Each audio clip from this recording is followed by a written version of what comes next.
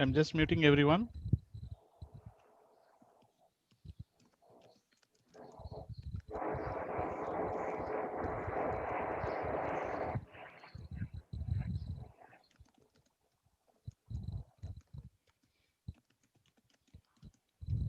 I'm just muting everyone.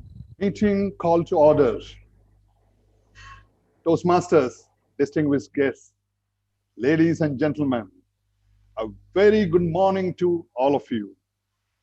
It's a Friday morning, a lot of energy within you guys. Day for us today, Oman has celebrated its 50th National Day, 50 years of glory.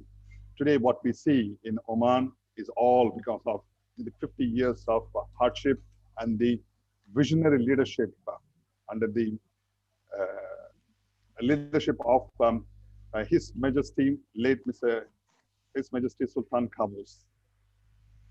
And we do the patronage to him. I welcome you all for the Club Growth Series 4, Building and Sustaining Toastmasters in Your Corporate Environment. The mission of our District 105 is to build new clubs and support all clubs in achieving excellence. For the smooth proceedings of the program, I request all of you to keep the noise-making gadgets in silent mode or switch off mode. During the entire session, your video and audio will be muted unless you have been asked to do so. Respecting the pluralism, I request all the contestants, all the role players and the speakers to refrain from speaking on controversial topics such as the politics and religions, taboo topics. Only the respective role players, that's the speakers, their mic will be on during the entire meeting. However, we encourage them to give ample applause as and when needed during using the reaction buttons. If you need any assistance, please feel free to contact me as a Sergeant at Arms. My name is Don Ashokan, and my WhatsApp number is 968-922-83707. I repeat, 968-922-83707. Now, to take the proceedings further, the leader, she is an electrical engineer and an MBA currently employed in oil and gas sector. She is a member of Abu Dhabi Toastmasters. She was previously served as the area director and currently the member of Club Growth Division.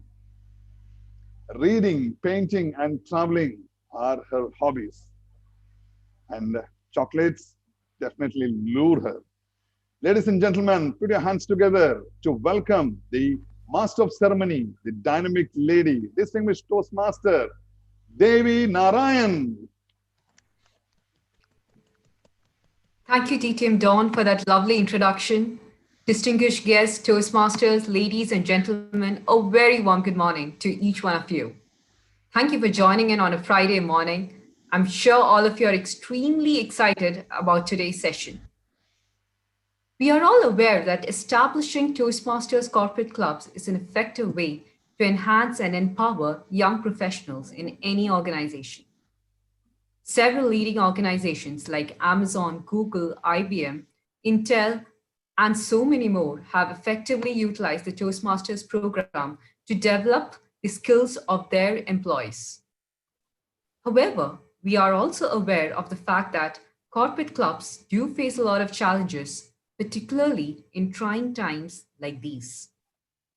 This morning, we are delighted to have a celebrity speaker who will share her experience and tips to build and sustain corporate Toastmasters clubs.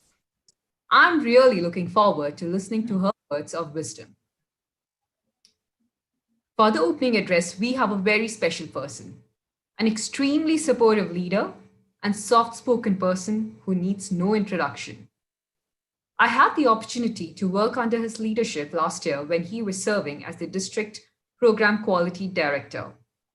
He's the proud recipient of the Excellence in Program Quality Award for the Toastmasters year 2019-2020. Ladies and gentlemen, fellow Toastmasters, with a huge round of applause, please join me in welcoming our very own District Director, DTM Nelson. Thank you. Thank you, Toastmaster Devi, for this introduction. It's very nice to be in your midst on this Friday morning. To all our Toastmasters in Oman, they just celebrated their National Day 2 days back, 50th National Day. My best wishes and heartiest congratulations. Respected Club Road Director, fellow Toastmasters, and most important, our guest of honor, distinguished Toastmaster Pat Johnson. Good morning to you all. I would like to acknowledge the efforts of our Club Road Director and the entire team, because as you can see in my virtual background, the adage which I have chosen this year is teamwork makes the dream work. This is running throughout District 105. And what mighty impresses me is CGD Rania and entire team coming with such innovative workshops for the benefit of our members across District 105. And we are live streaming the event as well. So DTM Rania, kudos to you and your entire team for coming up and keep inspiring, keep leading. Such initiatives will really benefit our members. So I really like this, and we continue to do whatever we can. Today's guest speaker is someone whom I met in Denver, in Chicago, and recently, few months back, when she was our trainer at the district leadership training.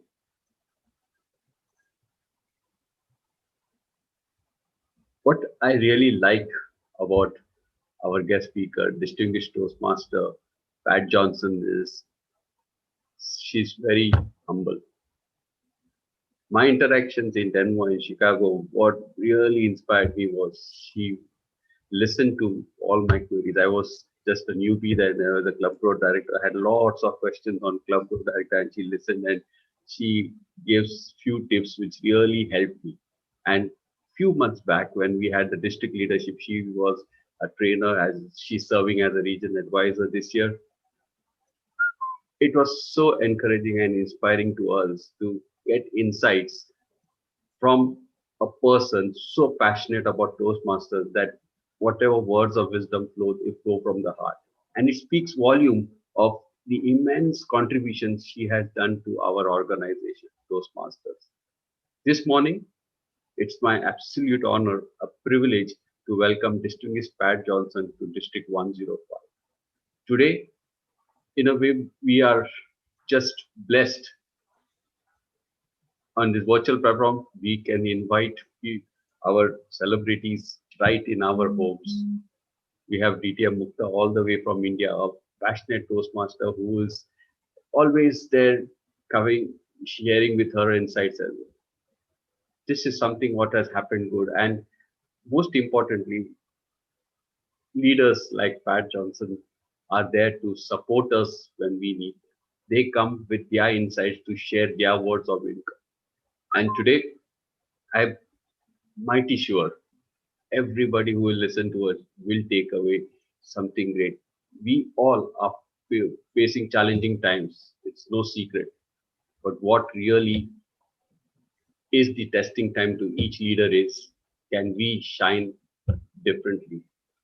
Instead of talking of challenging time, challenging time, ask our own selves, how can we stand? We have leaders at club level, at area level, at division level, at district level. The question we need to ask today is where we can shine separately as a leader at any level where we are. One of the most common complaints we have, economy is not good, we have corporate club closing down. All the solutions will be, problems will be answered today by our guest speaker. So distinguished Toastmaster, Pat Johnson, on behalf of District 105, tremendous welcome. We are mighty happy and proud to welcome you to our district. We look forward to our enthralling session. Thank you so much, and back to you, Toastmaster Devi. Thank you, DTM Nelson, for that energetic opening address and setting the tone for today's meeting. We now move on to the cream of today's meeting that we were eagerly waiting for. This morning, as we all know, we are privileged to have a very special speaker among us who has joined us all the way from Vancouver. It's my pleasure and honor to introduce her to you. Imagine the varied and challenging opportunities of a shy, insecure woman who started this amazing journey in northern Manitoba, Canada, and found herself the spokesperson for an international communication and leadership organization, which is active in 140 plus countries of the world. As the president, she oversaw some 300,000 active members and earned her reputation for inclusive, fair, and honest leadership at the global level. She has a unique understanding of global leadership and stands on the world stage unafraid. She is a presidential citation recipient for her service to Toastmasters International. As an international leader, coach, author, educator, and speaker, she has spoken around the world, mentored and coached leaders worldwide, and served as the manager for learning masters who advised on the development of pathways. She chaired our 2017 International Convention in Vancouver, Canada, and co-chaired the first post-convention Alaska cruise from Vancouver to Hubbard Glacier. In 2018, she published her first book titled A Handbook for Building and Sustaining Vibrant Toastmaster Programs in Corporations, and she was a keynote presenter in the International Convention in Chicago that year. Fellow Toastmasters, not a person to stop learning, she is currently transitioning into the role of Region 10 Advisor for Europe and UK. She currently works as a life coach in her own company, Pat Johnson and Associates, where she coaches individuals from a broad spectrum of education and professions. She is active in her local community and is a member of 2 Toastmaster clubs in Victoria, British Columbia, Canada. Ladies and gentlemen, fellow Toastmasters, with a thunderous round of applause, please join me in welcoming our past international president, DTM Pat Johnson. Thank you so much. First of all, thank you to District 105's leaders for inviting me and the kind welcome that I've been extended. I also want to acknowledge my current Region 11 colleague, Sunil, who's here today. And as well, I believe that my colleague, past International President Mohammed Murad, whom I've known for many years and served with, is also on this call. So thank you everyone for coming up and coming out and making me feel so welcome. I'm always thrilled to have the opportunity to talk about the corporate world and Toastmasters, how we can build sustainable clubs within that world. Now, I just want to be clear right up front that we can't overcome what happens inside of the corporation. There'll be downsizing, resizing, mergers, splits. There'll be many, many things that happen that are beyond our control. But what we really want to look at today is the things that are within our control. So I'm going to look at some of the things in terms of our mindsets when we go in to do that first conversation with the corporations and how we present ourselves, how we present our educational programs. I want to spend some time looking at the partnership that we actually set up with them. How do we make sure that they understand what the partnership is, what's required of them, and what we also bring to the party. And then also looking at the language that we use, so they understand us and we understand them. And as well, we help them understand the Toastmasters program. So we don't use a bunch of jargon that we're so comfortable with that a brand new person on the outside goes, I have no idea what they're talking about. in speeches, one of the first things we learn in communication is that you must know your audience. And that's a prime situation right here today, is that we must know our audience when we go into the corporations. What do they need? And what have they already got? How would we actually fit into their environment? How do they see us meeting their needs? What are they looking for? Are they able to bring in an online program? Do they pay for their employees to go to training? Do they give them time to go to training? So all those things we want to find out. So I find that when I go into corporations, I ask a lot of questions and do a lot of listening, not a lot of talking. And so we'll talk about that. Then I want to spend a bit of time talking about what the district can actually do that supports these clubs or these programs when we build them in corporations to actually be sustainable. So the part that we're responsible for, how do we make them sustainable?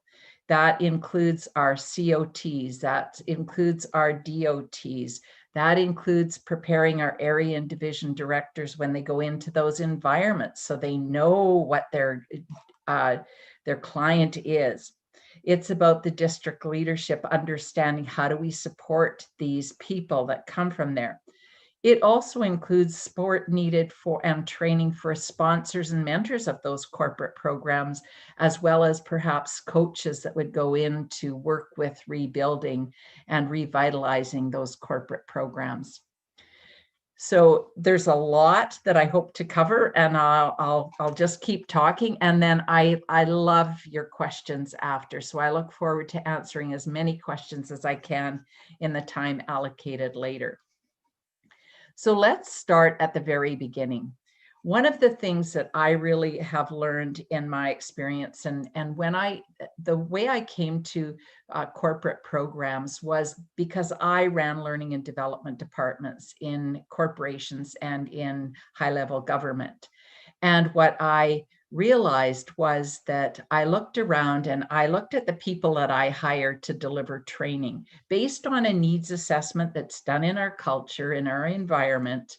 And I would say, okay, I need this many courses for this kind of training. I need training for supervisors and managers. So here's all their skill set. Then I have senior managers and I have this skill set I need to train. And so I had my needs assessment. Then my job was to go and find people to provide it. One of the greatest needs that was almost impossible to find was the training for listening and thinking skills. Really difficult to find. Couldn't find training for confidence and self-esteem, except having been a member of Toastmasters, I knew we got that as a byproduct in Toastmasters. So, but couldn't find it advertised by consultants out there that they would build confidence and self-esteem.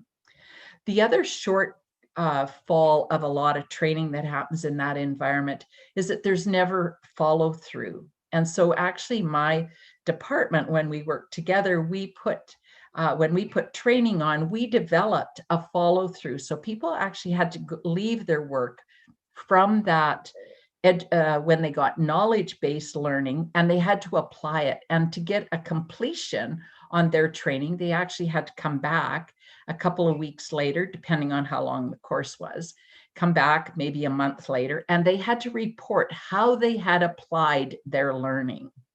So we actually took a concept from Toastmasters that says you have to take the knowledge and practice it so that you build a skill, that you've got some competency in it. And so I thought, well, that's another thing that we need to do, is to really talk in the corporations about the fact that we get people to build the skills. We don't just go for the knowledge, but then we come and practice on a weekly basis so that we develop. So that brought me to, let's look at Toastmasters and how we can make it more palatable and more attractive and actually meet the needs of the corporate world. So one of the things that for me is really important is that you begin as you intend to continue. And that means that we really have to get a mindset that we're going in and what are we actually building with this corporation? Are we going to build a community club that functions the way a community club functions inside that corporation? Or are we going to give them an education program that looks like the other training that happens? So this is where I start.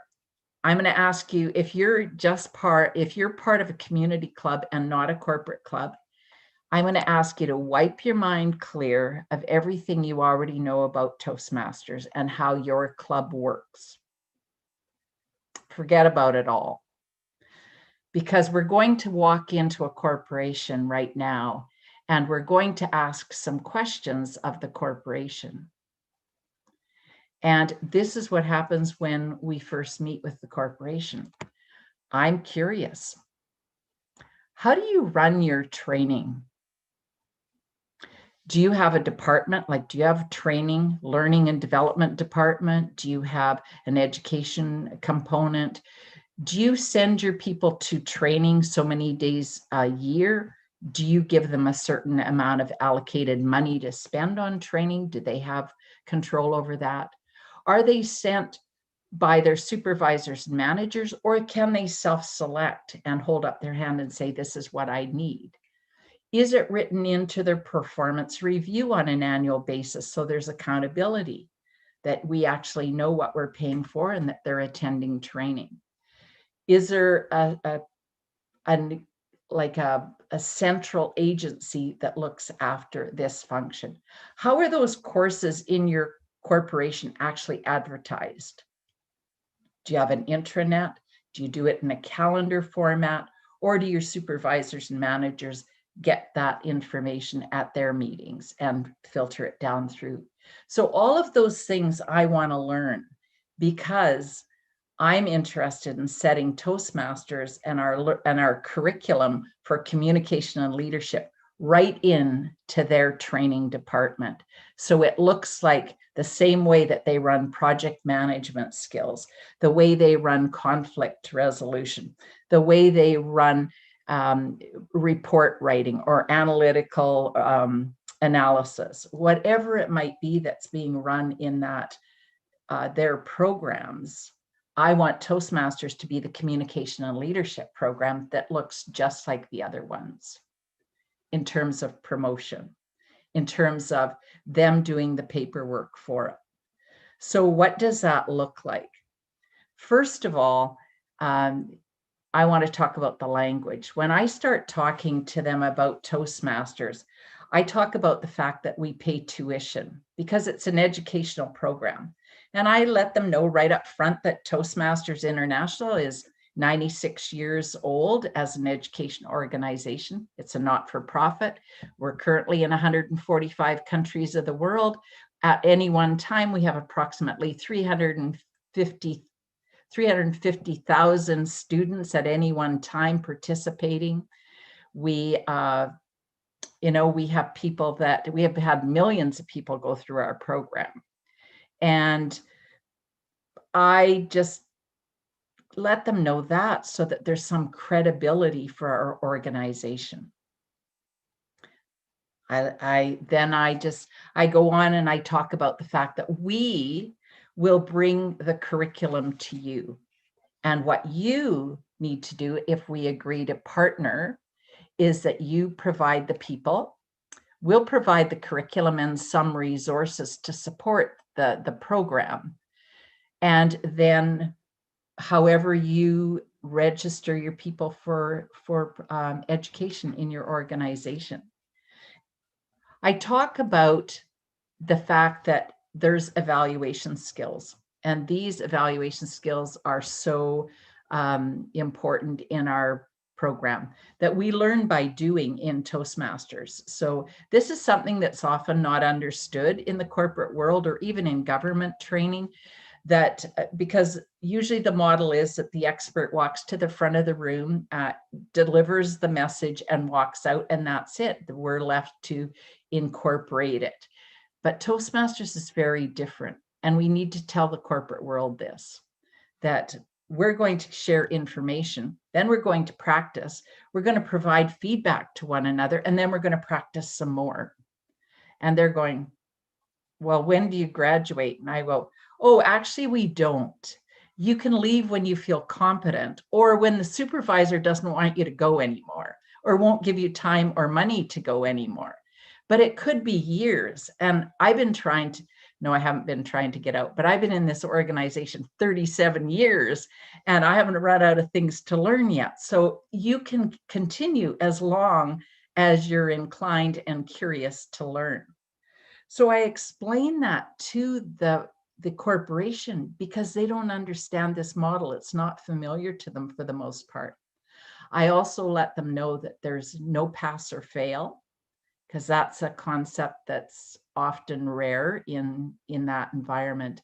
And I also let them know that we progress at our own level.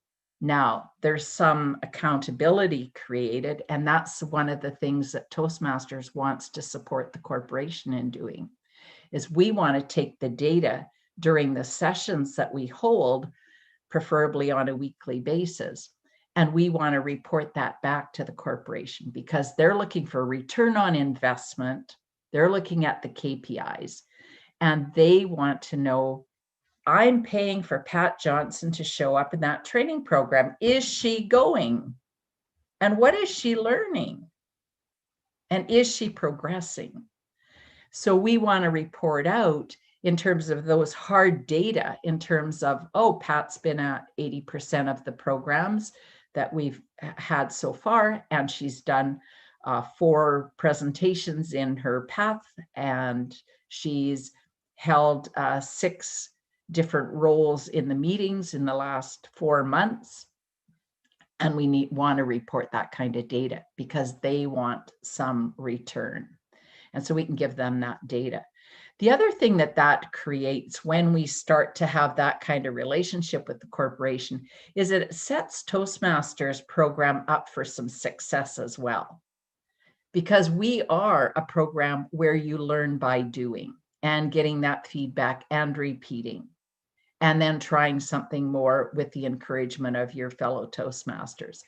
So in order for us to have graduates, which nobody is, but have students of the Toastmasters program show up differently in our environments where they're observing us and measuring the success of the program by the students that walk out, we need to hold them accountable to show up and to practice, and so that they're good marketing for our product, that they are a result of the program working. So those are some things that are important, talking about that feedback and linking that to what happens and things that the corporation needs to be aware of, what they're signing up for. I am totally into transparency.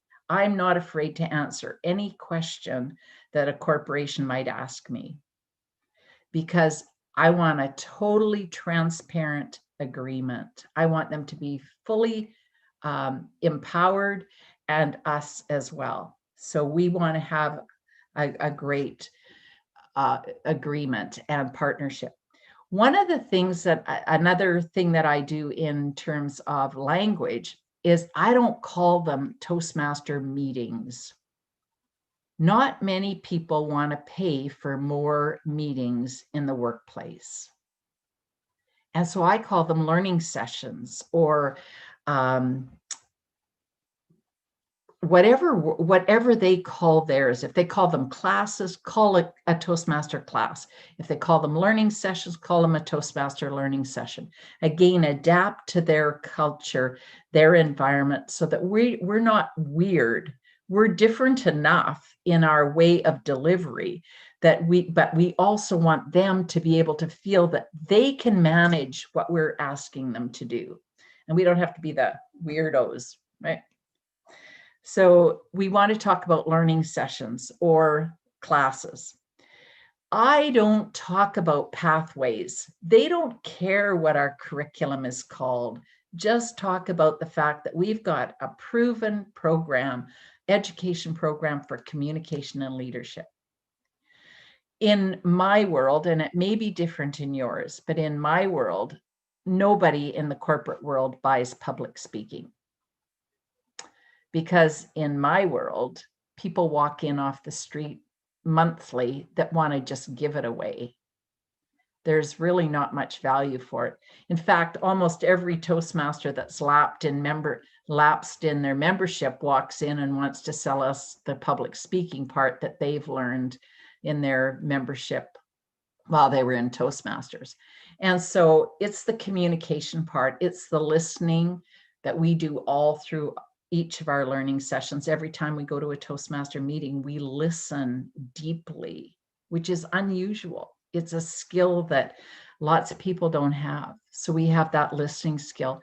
We have that analytical thinking skill because we're going to have to give feedback. So we analyze and we're always thinking about how something could be better. In that process, we're also having, in order to provide feedback, we have to imagine that person being their highest and best. How can they actually improve? So we have to see somebody greater than they see themselves as we give that feedback. Again, an amazing skill to have in the workplace. Think how fabulous that would be to have a supervisor at work that says, I see your highest and best. I see you being this. Let me support you. Here's some suggestions for the next 6 months of your career. Wouldn't that be a fabulous place to work? So get your supervisors to join Toastmasters. So I talk about it, the communication and leadership skills and how it's applicable. I also, when it gets to creating the program, I don't have, my preference is not to call it the club executive because we don't have club, we have a program. And I don't call it executive because often in the corporation, they have their executive in a corporation. And so I don't want confusion. And I don't want to be disrespectful of what their leadership in the corporation might be. So I've found that throughout many hundreds of discussions about this, that the term for me that works the best is to refer to those leaders in that communication and leadership program is to call them liaisons. So those 7 leaders in that communication and leadership program are called various liaisons. So they all have different roles that will lead back into the corporation.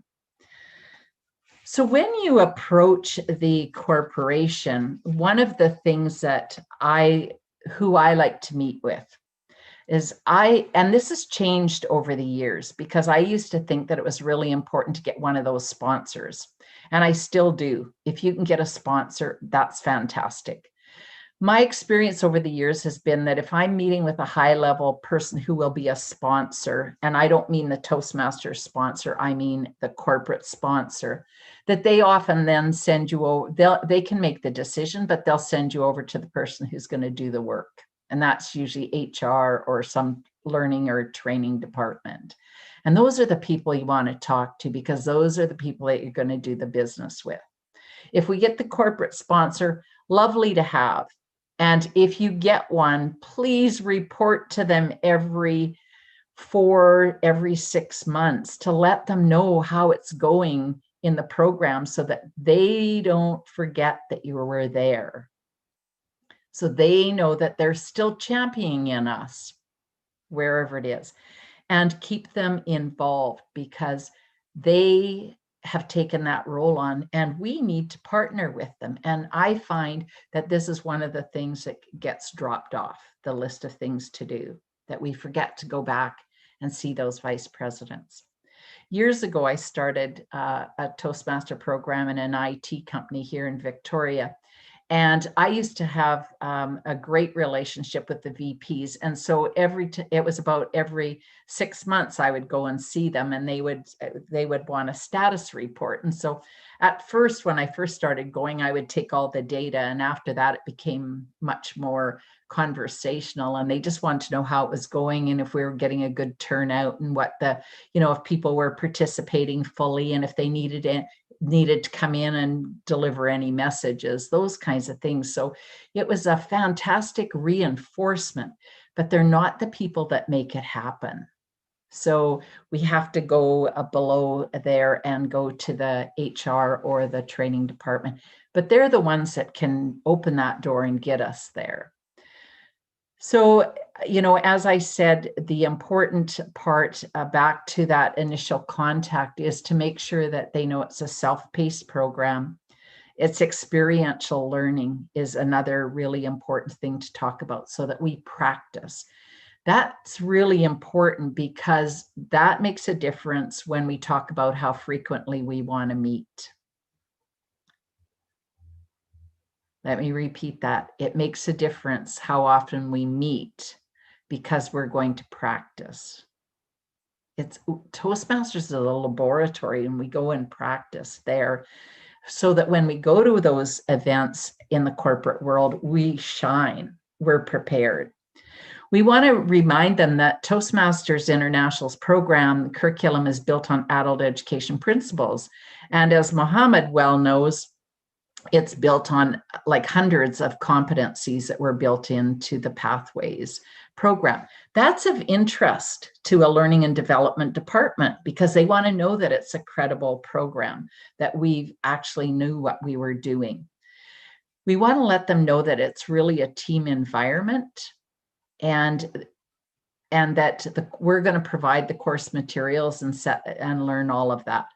Let them know that there's learning objectives in each of the assignments, which helps them understand how the learning will happen, and that evaluation criteria is also provided. So there's some confidence in that we're bringing our end of the deal to the party. I like to tell the organization, also the corporation, that there's endless opportunities for the participants. They can stay in the corporate program if they want. They can go to the area, they can go to the division, they can go to the district, they can go to the international level in leadership and speaking if they so wish. That this organization is big enough to hold people's dreams to that level. They can actually go and serve on a strategic international board if they wish to do so and put that on their resumes. So some of the people from that corporation will be looking for opportunities to do just that, but we have to tell them about it and let them know the size of this organization. So those are some of the things that I make sure that I let the corporation know so that they can get their heads around who they're partnering with and really what the expectations will be. A couple of other things that I talk to them about is the support that we will need from them. And so that I want to lay it out so that they can be clear on what they need to do, because if I leave and they're not clear, there won't be any action. And so I want to set up that relationship. I want to talk to them about the fact that they're actually buying the program and they'll be responsible for it in terms of ensuring that people are there. I talk about the fact that the requirement for Toastmasters International to actually bring our curriculum to them is that they have to have 25 to 35 minimum people in that program at all times. And that if they are unable to do that, then we're not the organization for them. Because Toastmasters says that we need 20 people to have a maximum benefit of our program. That's a minimum. So we never want to set ourselves up for minimums, because in the corporate world, I could be called away and I can't go. Now we're only at 19 or 18 or 17 or maybe even 16 if a project team is called off. Now we're less than minimum. And that means minimum performance, minimum results, and we're impacted. It's our reputation that's impacted. So don't play minimums. Ask for 25 to 35 people. If they're unable to support that even to start, maybe they're not the people that we want to do business with, because we want to build sustainable clubs or programs. We don't want to go in and have them fail in a year because of our neglect or because we didn't ask for what we really want and need. So ask for more than 20. I always ask for weekly meetings or weekly sessions. I want them in the daytime. I want them during work. If they pay their employees to go to training for other things, then that's my expectation of Toastmasters as well. If they expect their employees to do training outside of work hours on their own personal time, then I'm willing to say, okay, Toastmasters is outside of work hours. Otherwise, if the other training happens during work hours, I'm saying, perfect. What day of the week and what hour will we have for the Toastmasters program? So I'll pick Friday from 1 until 2. Just book us in the boardroom or the training room on every Friday from 1 to 2 and sign up your people and we'll be there. We'll bring the curriculum. So that's how I want to set it up ideally. I want it to look like their other training programs. If they in fact ask their people to take training and then once they graduate, then they get reimbursed on successful completion, then I work with that scenario. So it depends on how they do their regular training. And that's how I want the Toastmasters program to be set up, to mirror what else they're doing. I basically let them know that their responsibility is the people there paying the money up front, as well as a meeting location. I also ask them to write it into a performance review or some kind of accountability for the employee. So that the supervisor knows that Mukta is going on Tuesdays from 1 to 2 to Toastmasters, and that it's in her performance review, so that supervisor of Mukta calls Mukta in on the 6-month review and says, how's it going? Oh, I see you're in Toastmasters. How's that going, Mukta? And she might actually have specified in that agreement that there was a certain percentage of attendance that Mukta had to have. There was a certain amount of delivery that she had to deliver as well. So there's some accountability. That creates a buy-in, both for the employee, the employer, and Toastmasters.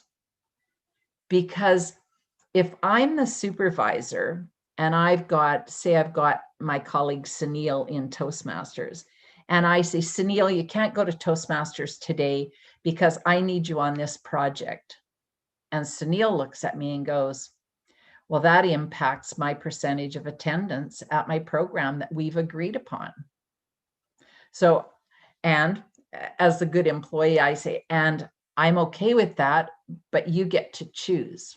Do I keep my commitment over here that we've made, or are you pulling me off the project? I'm okay with whatever it is. But it brings that accountability back to the supervisor also, and to the employer, that they're paying and they've agreed to that, and now they're changing their mind. Because when we look at corporate programs worldwide, one of the greatest challenges is that people say, my supervisor says I have to do my work first, or you can't go to Toastmasters because you've got to do your job, or I need you here. It's different if you've already negotiated with them that there's a certain percentage you can attend or you need to attend. So they're part of that agreement to begin with. They've got an accountability, they've got a role in that. So it changes the dynamics. So that's really important for me, is to have that agreement.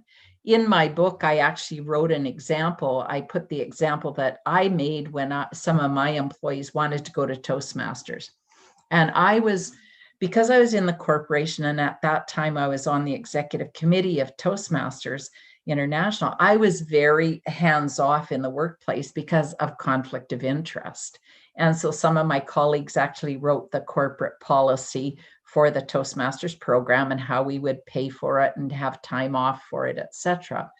And so all of that was handled by somebody else. But when my employees came to me and said, we want to go to Toastmasters, I said, here's an agreement. And we put that in their performance review plan. So on 6 months, we would review it and how is it going, and would I pay for them for another 6 months to go? And so it empowered both of us. And then when they disappeared to go to Toastmasters, I always knew where they were. They didn't even have to come and say, I'm going to Toastmasters. or come back and say, I was at Toastmasters. I knew they were there because we'd already negotiated all of that. So really important part to set that up correctly. Now, this sounds, for those of you that may be in community clubs, this probably sounds very different. And it is. Also, one of the things that I've found to make sure that, or that supports the corporate programs to be sustainable, is to make sure that the agenda in that learning session is relevant. Who's the sponsor and mentor of that corporate program when they walk in really determines, in many cases, who brings the agenda. And I've walked into many corporate clubs that were run like community clubs because Martha was the sponsor of the club, and she brought her community club agenda, plopped it into the corporation, and ran the program like a community club and had the items on the agenda. Some of them had no relevance to the corporate world at all. The language wasn't understood. It was Toastmasters community club language. So look at the agenda as you set up the agenda. If you're setting up a program, and ask yourself, if the CEO or the president of that organization was standing in the doorway of your learning session, would they say, this is a good use of my employees' time? If they were standing there and listening to every item on that agenda, would they say, I can see where that transfers to the skills of my employee? And that's what we have to cover to be professional in the professional environment. I've been in a couple of districts in my Toastmasters lifetime, and I've also visited a fair number. And as I look at agendas, I go, that would never be in a corporate program that I created. I would cringe if the CEO or the president saw that or listened to that, and they would say, is that what my employees are doing? Get out of here. This isn't a valid program. So I take all the stuff that doesn't relate to listening, thinking, and speaking, and I get rid of it. So I get rid of, so for example, this is just an example. I'm not American, so I'll use the United States example. Excuse me, I have to have a drink.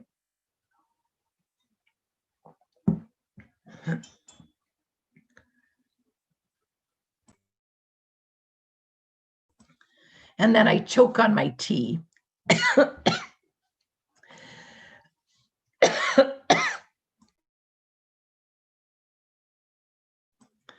Oh, my apologies. I lost my thought now. Rania, can you help me where I was? It was American example. Oh, yes, giving an American example on the agenda. So they do Pledge of Allegiance.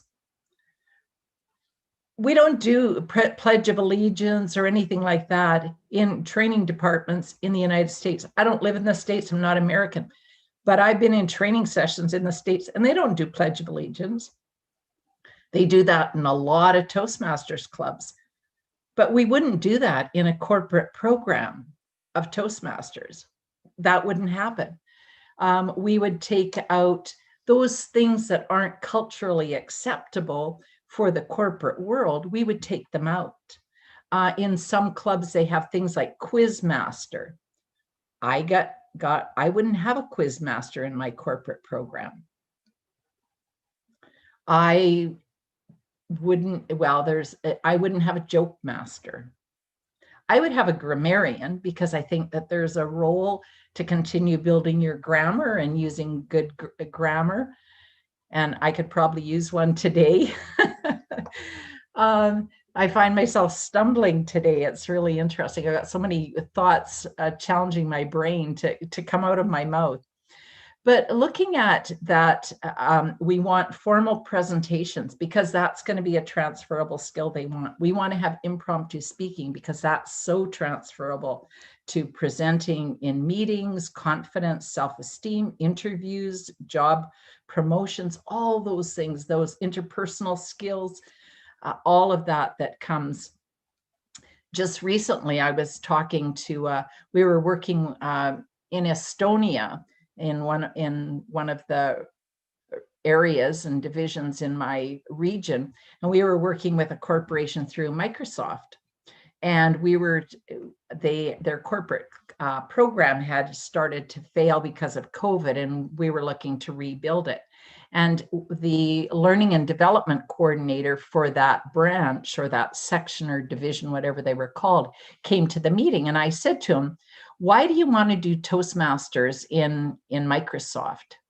And he said, because in our needs assessment, every employee in Microsoft in my branch needs interpersonal skills.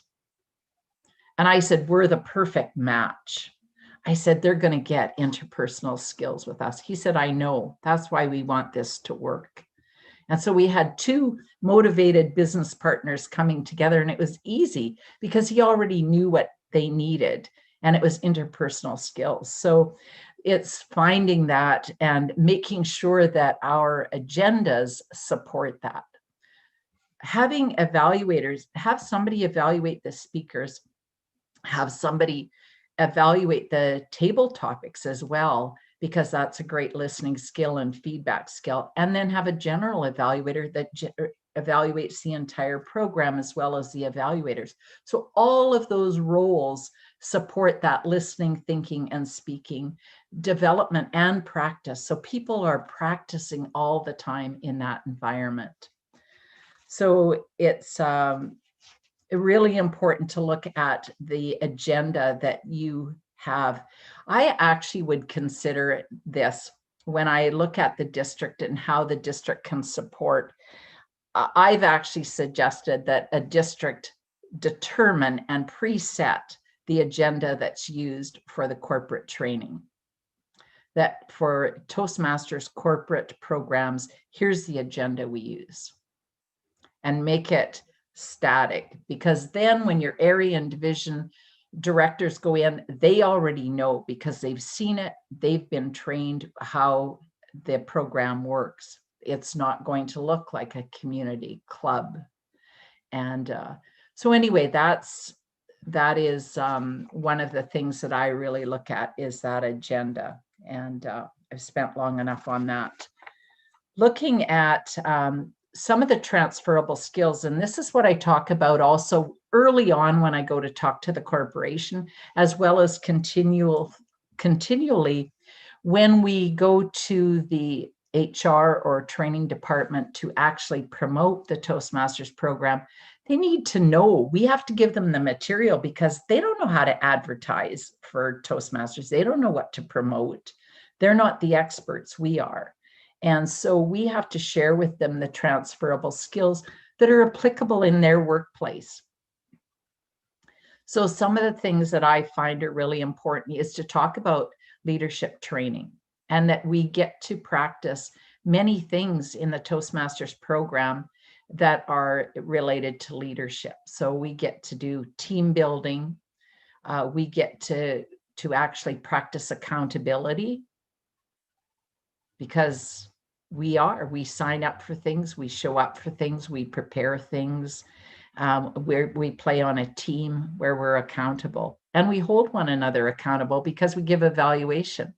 We have critical listening skills and analytical thinking skills, those formal presentations, those organizational skills that we learn through the Toastmasters program. We learn some management skills of how to organize things and bring people together. We learn feedback skills, which I've talked about many times. Meeting management is something that's directly of value in the corporate world as well. Those interpersonal skills that I just mentioned from that Microsoft was looking for. We also teach setting and managing goals, because we use the the club success plan, the distinguished success plan, etc., the division success plan. All of that is part of strategic planning or setting and managing goals, depending on if you do 3 to 5 year plan and or a 1 year plan. So all of those things are transferable skills, and many, maybe even more.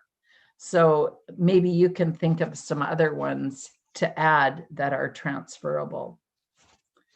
So those are the transferable skills that I really talk about. And you know, the other one is time management, because we revolutionized meetings in a corporation that I worked with for a while. We had a number of our administrative staff that actually took some basic training around meeting management through Toastmasters and got really sold on the idea of green and yellow and red and timing things. And so they, because they have control over organizing meetings and setting the agendas, they got really ambitious. And next thing we know, we were going to our leadership meetings and we had a green at 6 minutes for this VP, and 7 minutes would be yellow and red would be at 8 minutes, because they'd said they needed about 8 minutes. Well, it was really interesting when they started holding up cards in our leadership meeting, these administrative people, because the VP said, I need 8 minutes. So they gave them 8 minutes, and then they said, it's time for the next person to speak. And so it was really interesting to see the administrative staff be so empowered to do this. And almost everybody fell in line very quickly to ask for enough time. It was great training. And it was so Toastmasters. I used to just sit back and laugh, because I always went in with that from years of Toastmaster training. I went in with that mindset. You've got time, you've got to get finished and get out, right? But not everybody had that. We had the most difficulty. The higher we went up in the organization, the longer they talked, and they talked through the timing. And so it didn't fully work, but there was such a great awareness over timing after that. And so I remember one of the VPs coming to me at the end and expressing some disappointment in the lighting system. And I said, it just trains us to ask for enough time. And that means that we have to actually think about how long it's going to take us and what we're going to say. So it was a very interesting phenomena, but think of what it would be like to have great time management and meeting management in the corporate environment. So that's, for me, most of what I want to talk about in terms of what happens with us, the Toastmasters organization, and us representing them, and working with the corporation to set things up. Now, there's a whole bunch of things in details as we get into the club or the program operating and what that looks like, but I'm not going to go there today. I want to go over to what can the district do to super support these. So now let's say we've had a fabulous demo meeting or an information meeting. The corporation's got people lined up, they're managing them in and out of the program. And what do we actually want to make sure happens? The first thing that I think is really important for the district to consider is having a liaison that loves the corporate, that is going to actually take those people that want to work with the corporate programs and get them trained. Get them to think like the corporations, do the research on the corporations, visit them, establish relationships with the corporate sponsor if they exist, those kind. And then have that as the corporate initiatives and the community initiatives, and have them two-pronged, have two legs. The next part of that is over here in the corporate. We need to train our sponsors and mentors how to create a Toastmasters program in a corporation. Sponsors and mentors. And the thing that I did that I believe really helps sustainability of these programs once they're established is that I actually require my sponsors to stay for a minimum of 6 months. Because we've got 25, 35 brand new people that know nothing, and we've got a sponsor the moment that paperwork goes in disappears. No, we need you here. So I asked them to make at least a 6-month commitment because there's a lot of education going to be involved. I also require that my mentors stay at least 1 year. Again, the Toastmaster world, we have renewals of money. We have elections that lots of people have never taken part in. We have events that happen with the area and division. We have visitors from area and division or the district, things that most learning programs inside a corporation or government don't have. And we have to train these people that this is what's happening.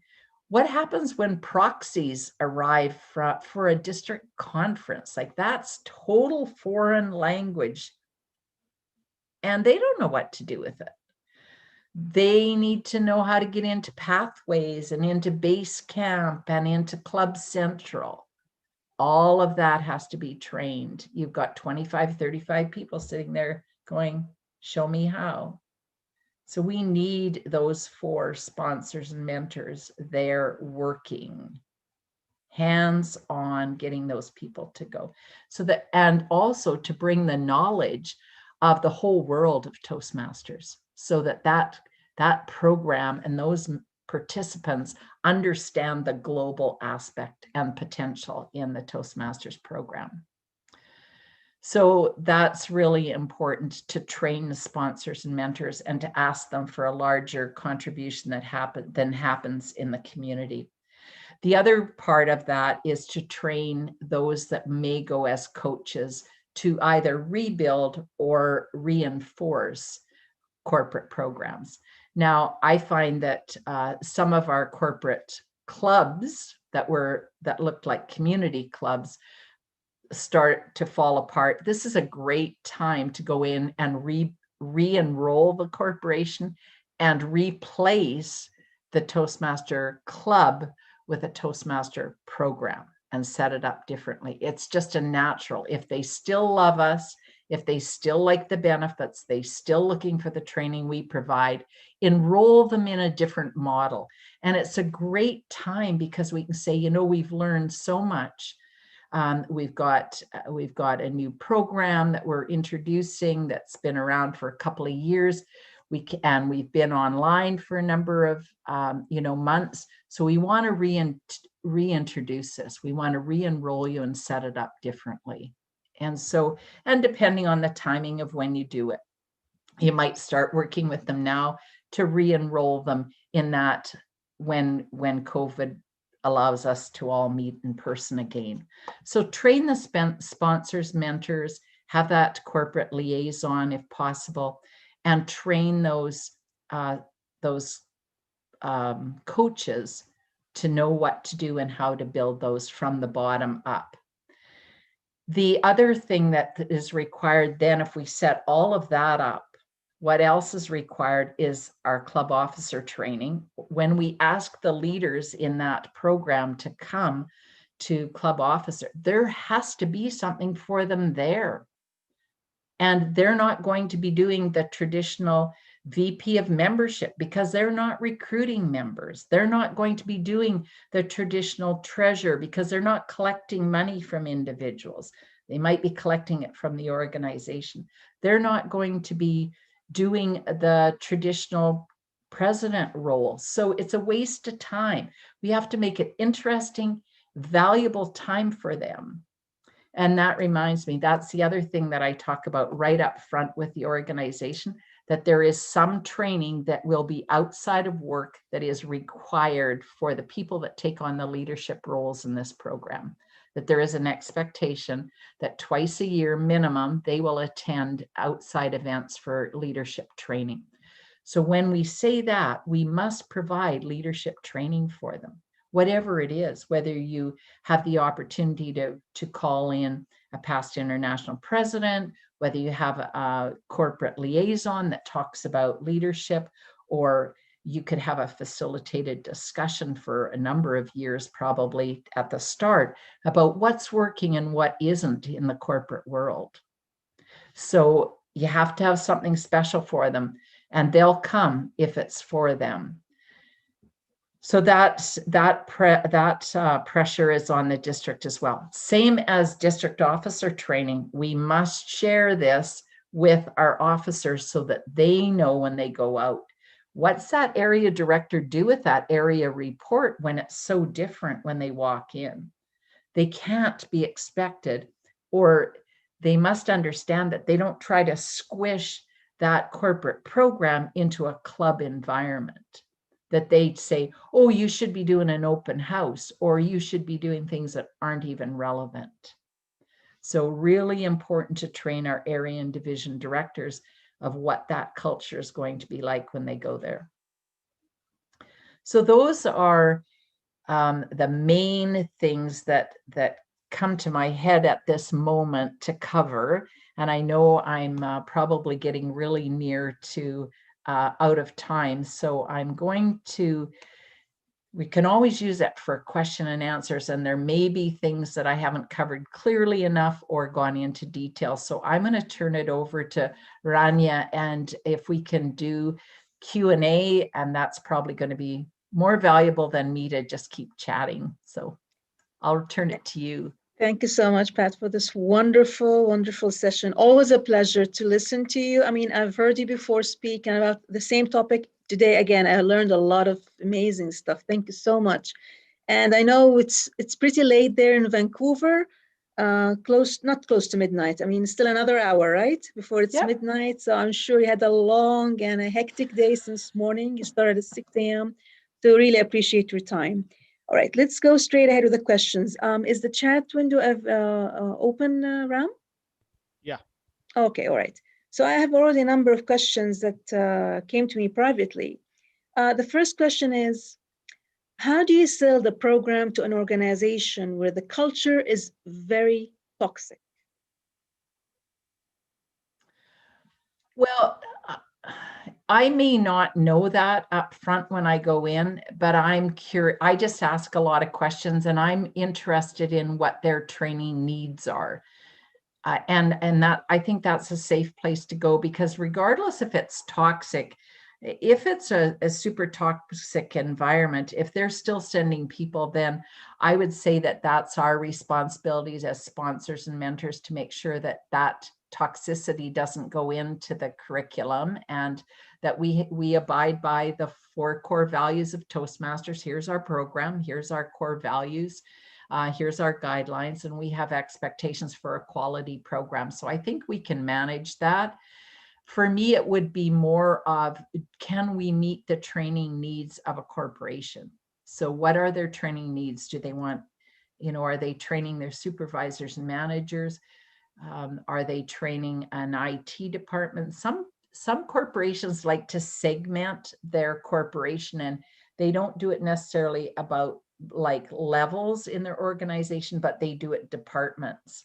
And so I would see how they want it to go and what their training needs are, and how they see we could have a conversation about how we could meet their needs.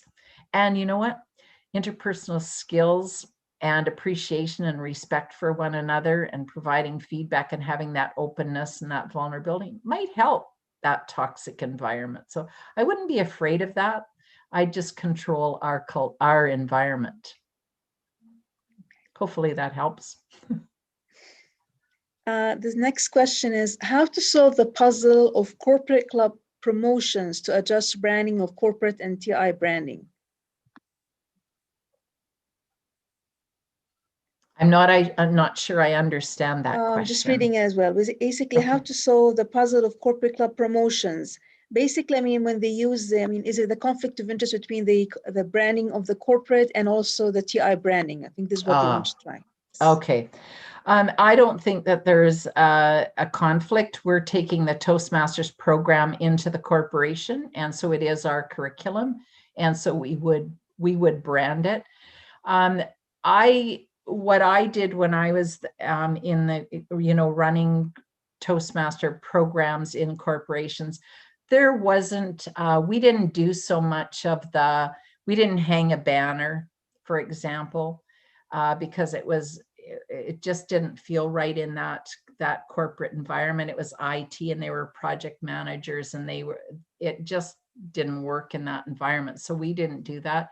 We had a lectern that had the Toastmasters emblem on it, or the branding on it. But other than that, we didn't do a lot we didn't do ribbons, because that wasn't the corporate environment. So again, we took the lead from the corporation. We didn't hand out trophies or anything like that. They just wanted a handshake and the applause of their fellow colleagues. So the culture was quite different, but I've never had any conflict with branding. Yeah. And when they go to Pathways is branded. That's one of the things that I failed to mention. When I first talked to them, I also ask if they've got the availability to access through firewalls to get to the online program, or if their employees have to do that at home. So find that out right up front as well. Okay.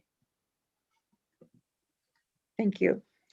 The next question, how do you sell Toastmasters to an organization which has a well-established training program, who are well aware of the benefits, but still not ready for the simple reason because their training schedule is completely full? So how do we sell the program to them? I would ask them if I could come back and see them in 6 months, and I may also ask them I would go, like, I'm not interested in making a sale that they're just going to abandon it, right? Because I'm looking for sustainability. So being successful today is not what I'm after. I'm after longevity. I want to go back and see that corporate program in 20 years where they've had hundreds and hundreds of people through it. For me, it's I would then go to a place of curiosity. If I was in to see them and they said, we really don't have any room, I'd say, okay, that's great. I'd love to come back and talk to you, in 6 months or a year's time. What's your schedule? How do you determine what goes into your program? And then I would say, I'm really curious as to what you offer your employees for communication and leadership development.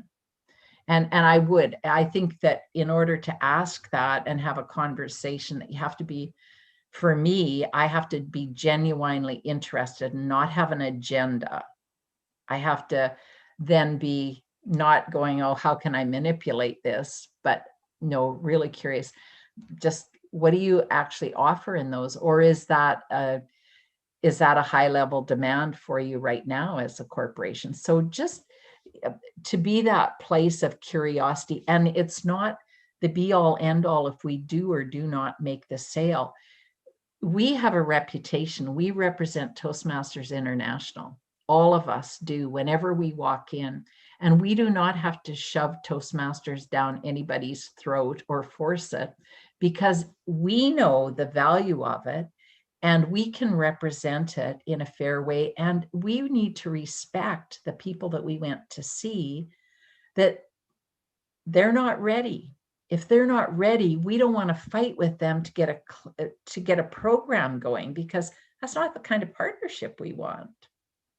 We want to be able to meet their needs so we do an excellent job, as well as they are an excellent partner. I couldn't agree more. The next question, how to show a tangible return of investing for having a Toastmasters club?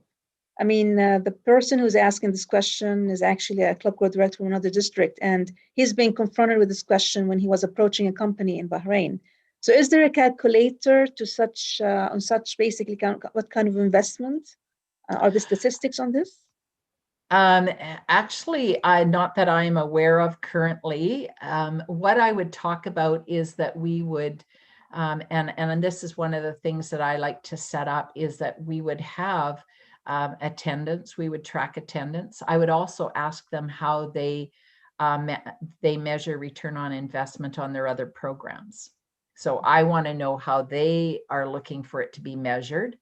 And I could say we could measure activity, and I know that's not return on investment, but what I do know from my own experience, and I would say if we have people, if we're set up on a weekly basis and the people come on a regular basis and practice the skills that we teach them, there will be results.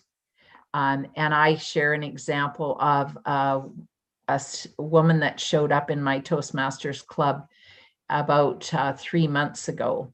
Well, no, that's not. It was just before COVID. So I guess it's almost a year ago now. Wow, time flies. And she showed up in Toastmasters club. And I went over to her and I was speaking to her after, and I asked her why she came to Toastmasters and that if she was interested in joining our club. And she said, I'm here because of Brady. And I went, oh, okay. And she said, yes, I'm Brady's supervisor. And I've watched him change and do things differently at work. And I was impressed and I wanted to see what he was doing. And he said, oh, I'm going to Toastmasters.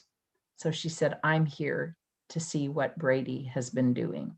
And she ended up joining our club herself.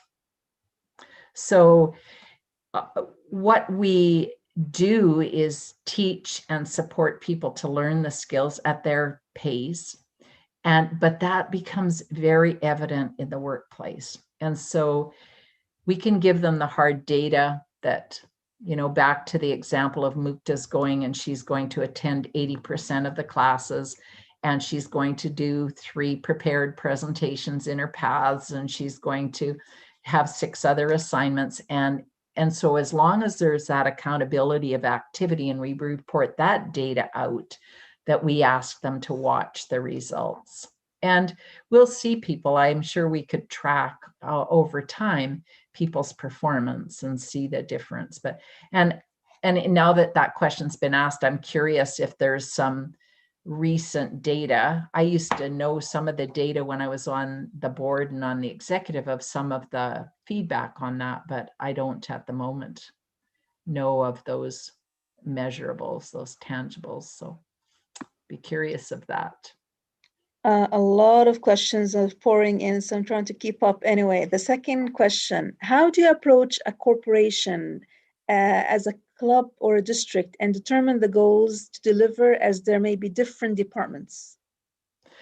Yes, I basically start, and when I'm talking to whoever I'm talking to, I like to talk to that ideally whoever runs training in the corporation. And I do find that this is often happens is that they're divided into divisions and they've got their budget and their training departments in divisions.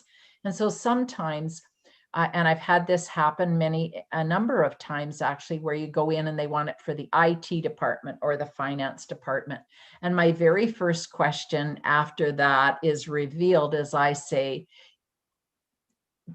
when the requirement is that we have 25 to 35 people at all times in this program for the ideal success results, how are you going to sustain that enrollment? Are there other departments that are wanting to play that you're going to open it up to once you meet all the needs in your department? So I just listen and then I ask the curious questions. Who else is coming to play? Because if you've got, how many people do you have in your IT department or your finance department? Well, maybe they have 100 people. I go, well, that's 2 classes if you have 50% of your people. So where are you going after that? And so at the very least, it plants the seed and they start thinking numbers. Because if they agree that they're going to send their employees for a year, or 2 years or 6 months, they got to think, where are they getting 25 or 35 more people right away? And that's our deal to play with them. They have to meet that requirement for us to come and give them access to our curriculum. So we have a stake in the game as well. Yeah. Yes, I fully agree. And another question that I think it was repeated 3 times. Do you recommend that the district conduct, it popped in my mind, to have a separate COT training for corporates? Because basically we have one and everybody is there. And I agree with you, it's irrelevant in some Yes, roles and the way it's presented. And it depends on how you have it set up. So for example, a lot of the TLIs now, they have a guest speaker and then they have some general plenary sessions that it may be applicable. So you have to look at your entire audience. It's back to know your audience. So who's in the audience? And if you're having a speaker, have a speaker. And then when you have breakout sessions, make sure you've got things that are relevant. The majority of I've been doing breakout sessions at COTs for corporates for probably, I would say 8 or 10 years already. And almost every one of them I do is a facilitated discussion. And they just say, anybody here that's from corporate programs, you go to room such and such. And if they know and it's advertised that there's going to be a breakout session to brainstorm and troubleshoot their corporate programs, they'll come. And so, but then have them go off by themselves when everybody else goes to officer training and spend that time. And they'll spend, you could spend 2 hours easily with them, brainstorming and troubleshooting whatever their challenges are. And the beauty of that is that they get to meet one another and see that there's other people in it together. And if you make it of value, people will come if they get value. They won't come a second time if they get no value. So I wouldn't make it super complicated the first few years, because you're going to have people, they haven't got their organization sending the employees yet, or they haven't got good relationships with the finance department, and they're trying to solve all those kinds of things. So in some cases, there's a lot of real practical stuff to do. So you just need somebody who's skilled and really knowledgeable and comfortable with the language and the process to get a club converted over to a program, if that's your intention, and just facilitate that. And then I think down the road, that's when it's a great time to bring in people that do lots of reading, that, or that have had lots of experience in Toastmasters, that would share some of the global opportunities. Because again, often corporate die because of isolation, because they don't go to outside things. They don't go to the greater community. So have Mohammed Murad talk about his experiences on the world stage, the exposure, the experience, the growth of that. Have him talk to the corporates and let him bring that world of Toastmasters from his perspective to them. Have past district directors who have had some success and how that applied to their world. Anybody that can talk about transferable skills and application, how it built their career, would be another great feature. So I've got lots of ideas on that. And I'm sure you do too. I'm jotting them down now. And don't worry, we're keeping DTM Murad very busy, He's everywhere. I'm not sure if he's still here listening to us, but yes, we're keeping him very, very busy. That's good. That's good. The next question. What is the best approach to start a corporate club? Speechcraft? How many demo meetings? What is your advice? What I like to do is go in and talk to the people that make the decision. And if they want to, then I just start. I ask them if they want to do a demo meeting or an information meeting. Sometimes not. Sometimes they just want enough information, get people enrolled. If I do a demo meeting or an information meeting, I use Rick Furbush's style. I do not do bring a whole team in. The other thing that I do is I ask the corporation who they want to have in the demo meeting or the information meeting. And what they often will say, in my experience, and this has been both in government and in corporations, is they want their supervisors and managers to all come, not the employees that might be interested, because the supervisors and managers are the ones that are going to say, oh, I see how this works now. And then they send their employees. So it's not always who's interested and the crowd of thousands come, but it's those strategically placed people that will recommend people to come. So I ask them, I let them tell me what works in their culture. And I bring the simple demo meeting. I bring a team of 2 or 3 people. That's it. One a Toastmaster or a chair of the meeting. I bring a speaker and I bring one evaluator, and that's how I run it. And I give them the table topics. I ask the questions of the table topics go to them, so they experience being asked at table topics for impromptu speaking. I ask them to give feedback on the speaker so that they can experience what it's like to give feedback. So I get them involved. And Rick Furbush was a region advisor, past district director years ago. And you can find his YouTube online. His surname is Furbush, and his first name is spelled Rick. And he does a very simple demo meeting, and that's the method I use. That's the model I use, because I can have a demo meeting. I can put a demo meeting together in half an hour. I need to phone 3 people and I'm ready to go.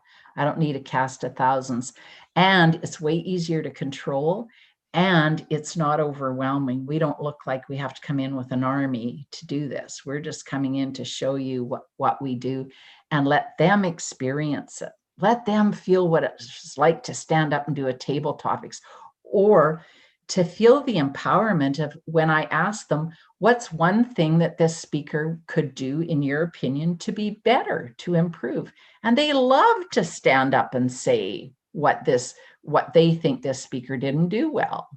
So then we all applaud for them. And that's the first time somebody clapped for them that day or that week or maybe even that month. So they like that as well. So it's a pretty positive environment. And people, inevitably in those kind of meetings, the energy is super high. People walk out, they're all excited. There's lots of noise. And I just go, where do we go next?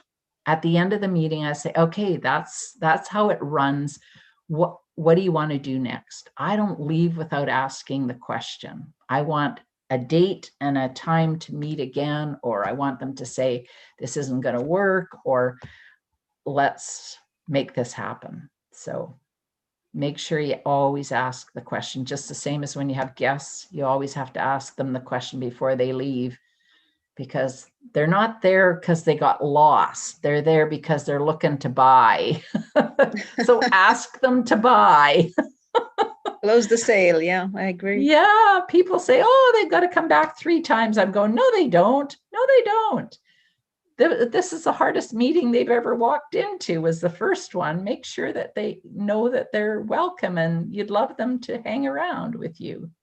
Yeah.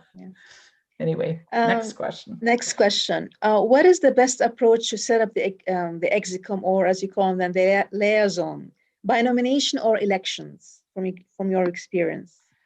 Well, in the situation of the corporate programs, I tend to let them self-nominate, because I basically ask who's interested in taking on a leadership role. And people will, whether because they want to be seen in the corporate or because that's what they're there for. And I let them self-nominate.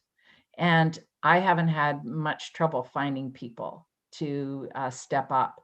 And so when we look at, we've got the 7 roles to fill. So if you've got 25 to 35 keen people, and most of them are keen, I mean, some of them will be there because they got sent, but they might also raise their hand because they might think they'll get out earlier, or that there's some extra benefits or brownie points or whatever their motivation is. But people will step forward. There'll always be people like me in a group. You know, there'll be the Mohammeds of the world and the Sunils that'll go, I'll do that. And they're curious, so they want to learn and step forward. So I would let it work that way first, and then when it comes around to the process, they may decide. You could ask them the next time around, do you want to hold elections? Are there lots, who wants these roles?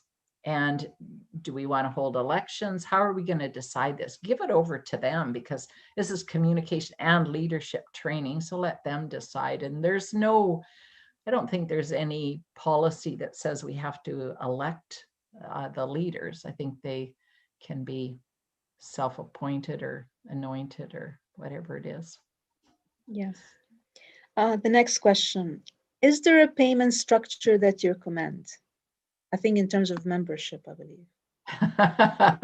Pay in time. Pay often and stay long. You know, it's such a challenge in Toastmasters when we deal with the corporates.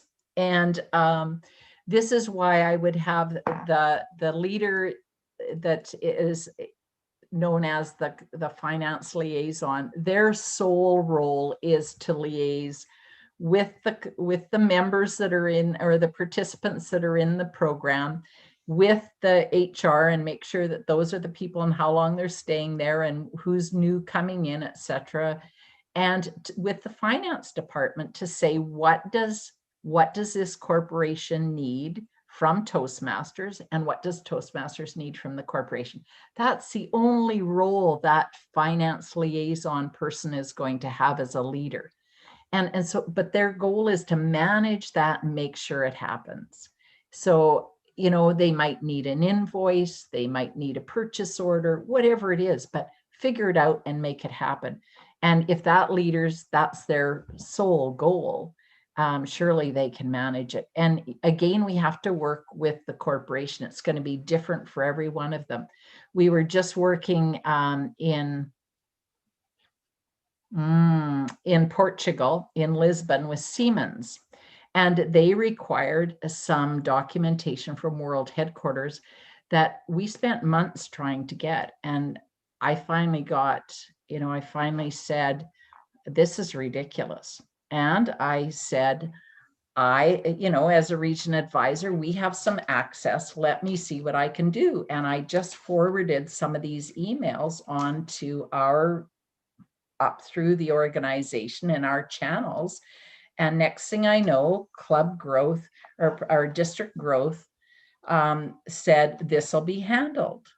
And after months of struggling, now it's getting handled. But they needed a seal, they needed a bunch of numbers but that was all the corporation's unique requirements.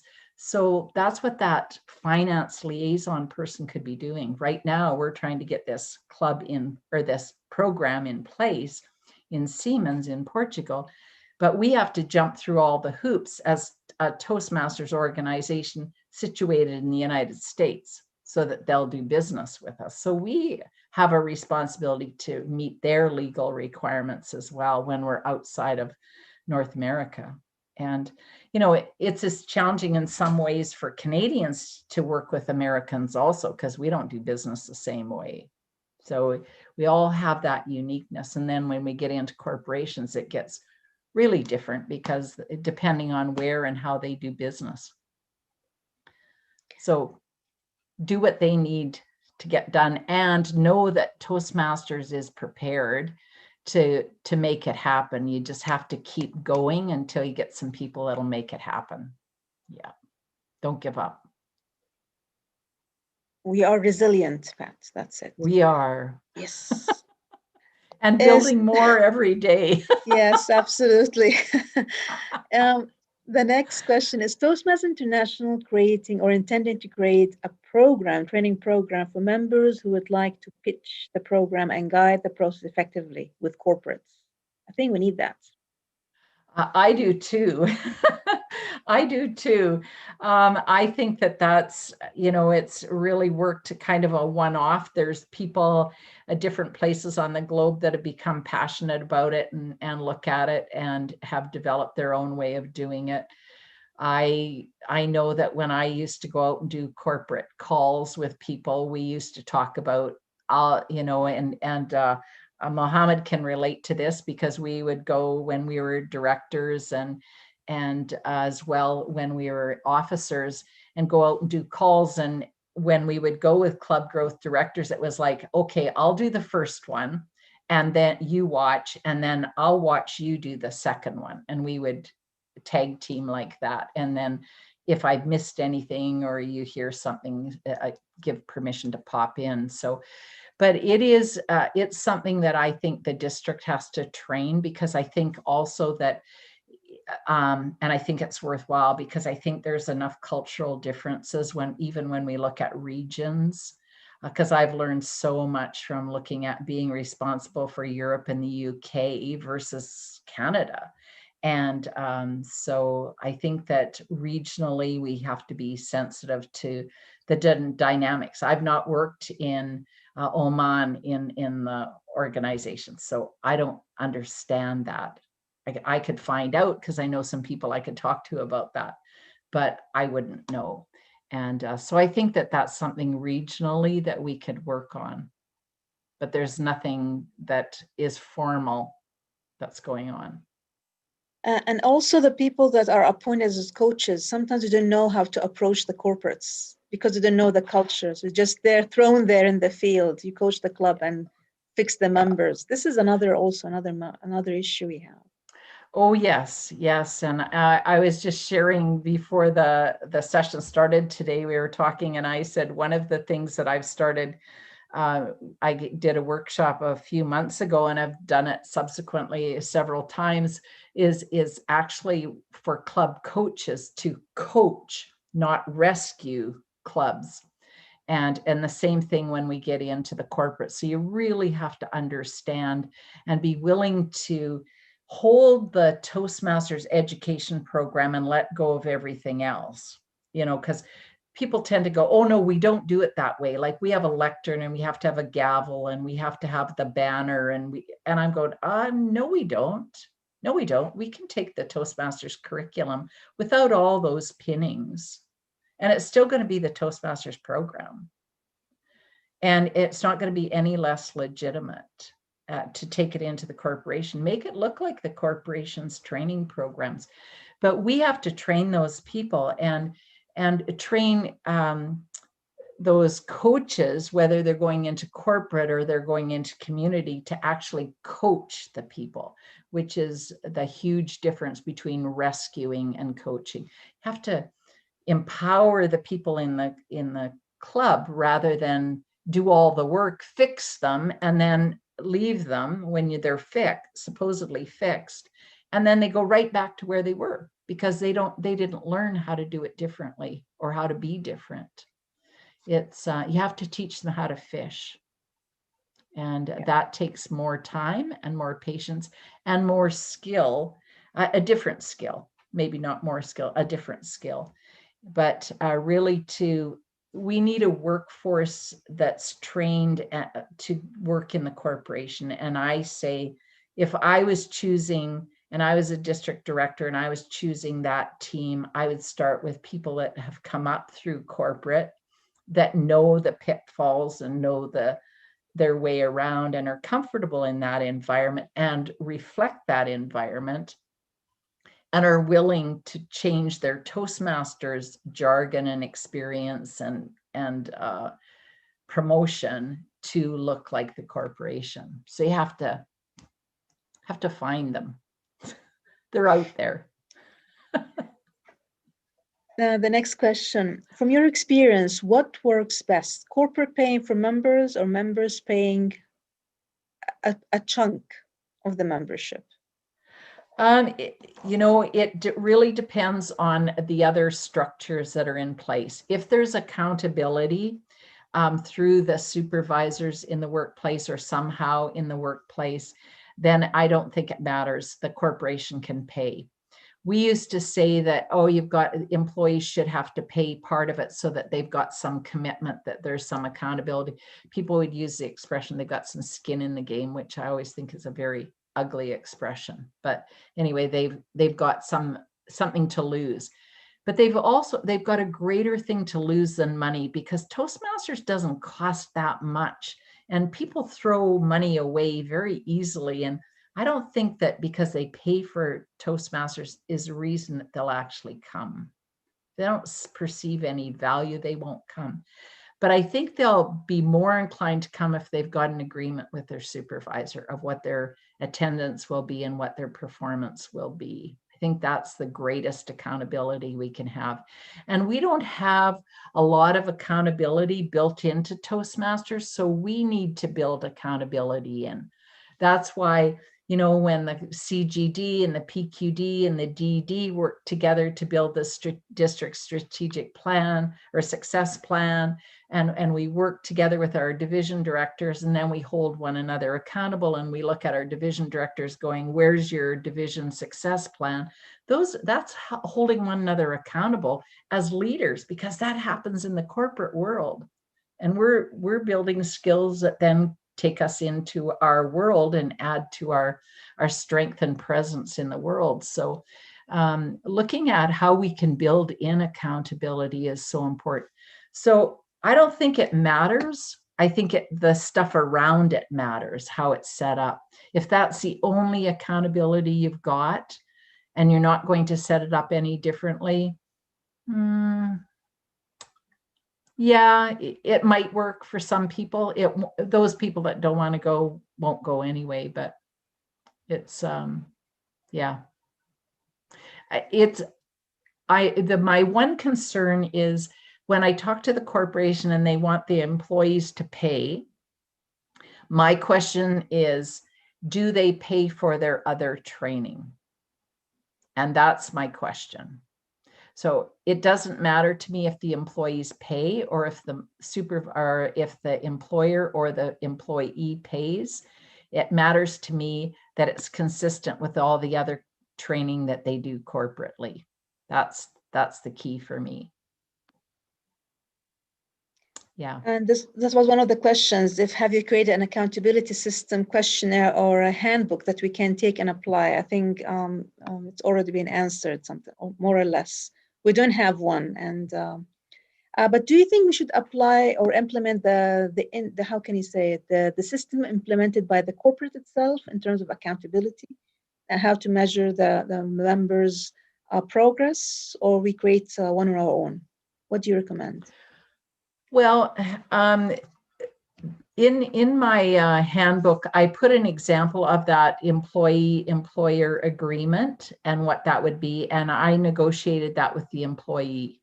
So what did they think they could accomplish in 6 months? What were they willing to do? And so that created the individual accountability, and it was different for each employee.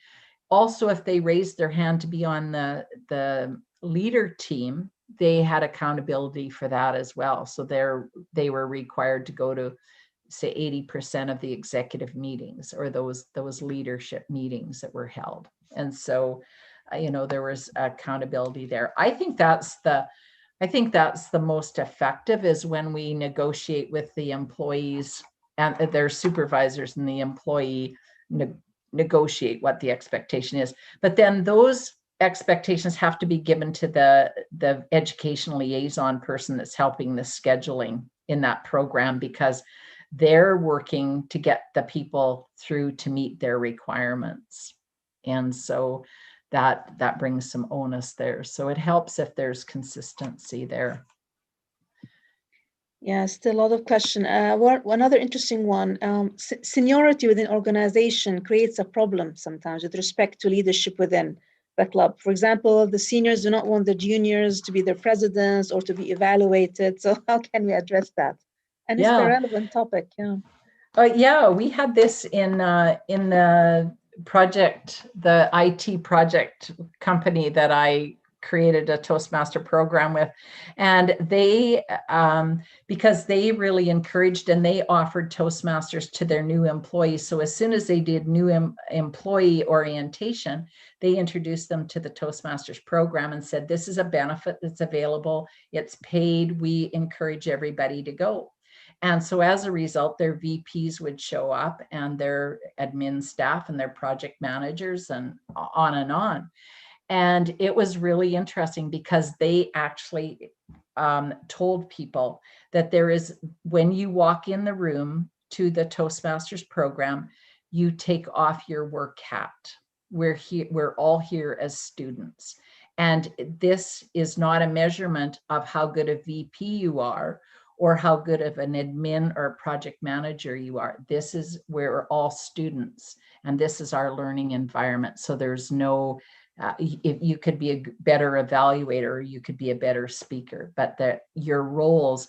And it was the most challenging for the higher ranks in the program. And I was actually at one of the sessions. This was a number of years ago, but I went to check in and visit them. And one of the VPs was giving a speech, and he was just I'm sorry, but honestly, he was a terrible speaker. And he got a very supportive evaluation. And of course, they had the practice where you also sent written notes, that everybody in the group could send written notes as well to the speaker.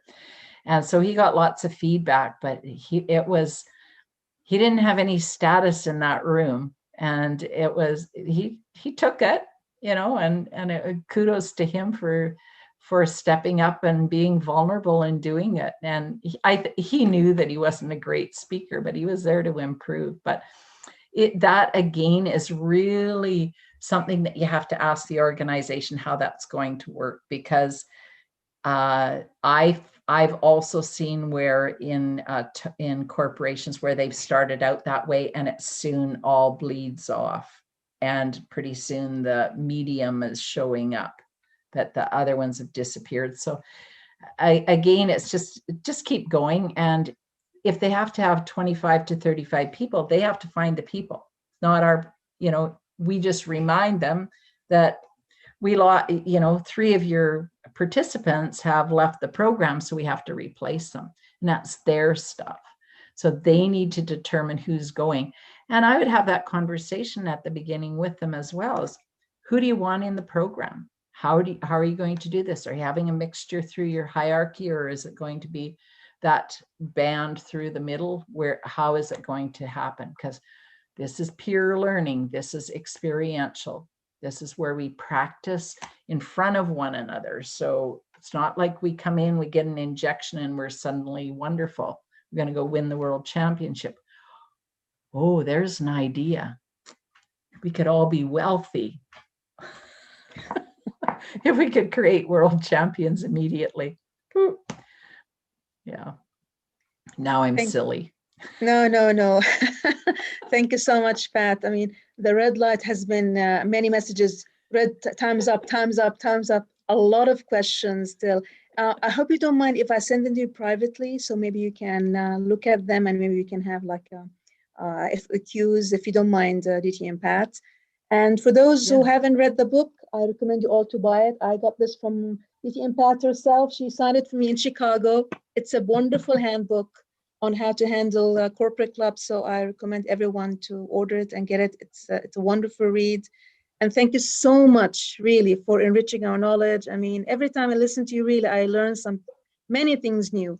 And you've ignited the creativity because of a lot of wonderful questions here and there. So I'll share the questions with you. And I'd like now to hand over to our wonderful, lovely MC, Devi. Over to you, Devi. Thank you. And Rania, if you'll send me the questions in an email, then I'll just answer them within it and send it back to you, so that. Yes, I will. I saved them all, so I'll send them to you right away.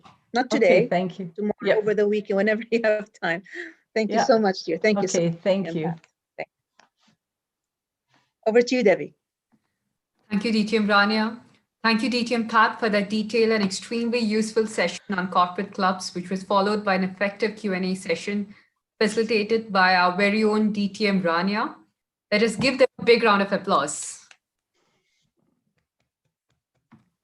I'm sure today's session will help several organizations to utilize Toastmasters to empower their employees even more. We now move on to the next session to thank the pillars behind today's event. I would like to welcome DTM Zahra to deliver the vote of thanks. DTM Zahra has been a Toastmaster since 2005 and is a member of Thought Club in Lebanon. She is a member of the Club Growth Director Retention Team and is also serving as the Assistant Division Director for Club Growth. Please join me in welcoming DTM Zahra. Good morning, everyone. Good evening, Pat. As we learn in Toastmasters, it's very important to appreciate the efforts of the team that worked so hard and put their souls and hearts into making an event or a project or a service a success. Today, we are going to thank many pillars, as DTM Devi pointed.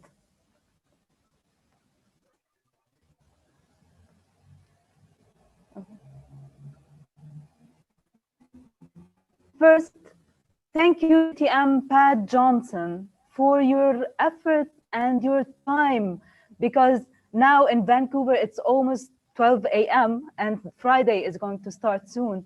So thank you so much for sharing your valuable expertise and long-standing service with us today.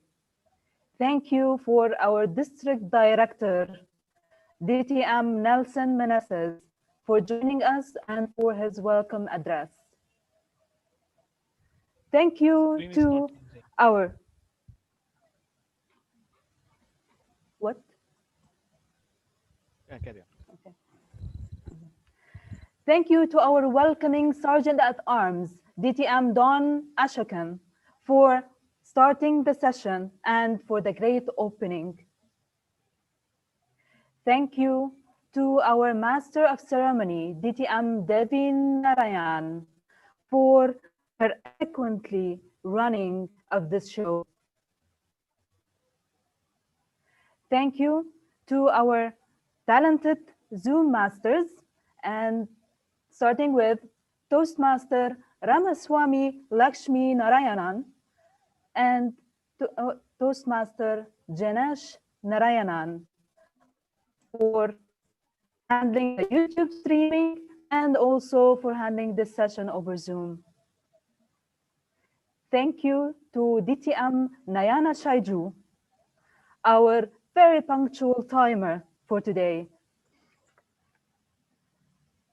Thank you to Toastmaster Arnold Massey, our marketing genius, who would not have spread the word about this event. Thank you, yours truly, Rania insisted, for DTM Zahra Ashaitu for delivering the word of thanks.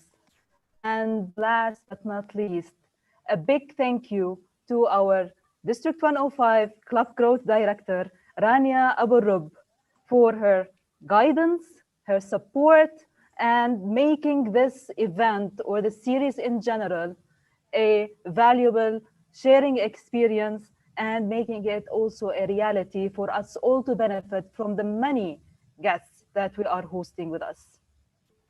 Back to you, Devi. Thank you, DTM Zahra. It's now time to move on to the closing session. For the closing address, I would like to welcome our very own energetic and supportive Club Growth Director. This year, I have the privilege to work under her leadership. A Toastmaster since 2005 who has held several district positions and does not need an introduction. She is currently serving as the Club Growth Director and has already achieved a lot this year by placing our district in the second position worldwide for membership renewals. It's my pleasure to welcome the lady behind the show, DTM Rania, for the welcoming and closing address. Thank you so much, Devi. Thank you so much. Yes, we do this. Thank you so much for this wonderful session, everyone who's been here. And again, I cannot thank you enough, DTM Pat, for being here and enriching our knowledge. People are asking me for your email. Can I give them your email or it's not allowed? Okay. So I have to give you permission for that because, they have lots of questions and I know they want to benefit from your rich experience. So thank you so much for gracing our growth series. And I know how busy your schedule is, especially the time difference. And I'd like to thank my team as well for their support. I know lots of things are happening with the online platform. At the time, you have a 2 debate contests and another full afternoon. But I really appreciate your time waking up in the morning or staying late in the evening to basically learn from such a wonderful leader, whom I really, really admire. And I'd like to acknowledge the presence, of course, of DTM Muhammad Murad, past international president, R.A. Sunil. I think we have past R.A. Ali Shahbaz, many dignitaries who were there in the house, basically to listen to DTM Pat. And I don't want to spend more time because I know it's too late for you now. And the day has just started for us. So once again, on behalf of District 105, I'd like to thank everyone who's joined us. It's available on YouTube, on District 105 YouTube channel. It's already streaming. So whoever missed it can always have a look at it. I'm sure I'm going to listen to it again because there's a lot to learn and a lot to jot. And again, from the bottom of my heart, many thanks, DTM Pat, and have a great afternoon, evening, wherever you are in this world.